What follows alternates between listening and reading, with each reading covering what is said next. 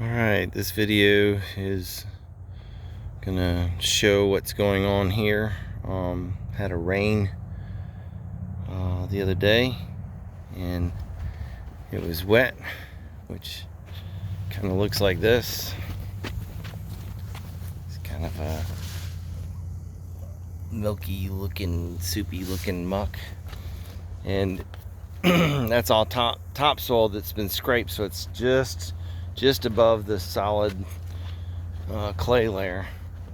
And then if you come over here, you find the clay layer, and when you pick up the clay, it's clumpy, it breaks apart, doesn't stick to my hands. See, my hands are pretty much clean. And then you come over here and this stuff is mucky. Even what looks like it's dry sticks to my hands. It's wet. It's sticking to my hands even more. But this stuff here is just mud.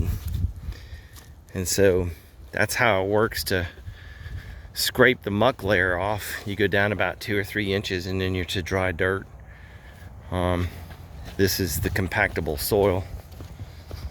This here is that red clay. It's dry and compactable.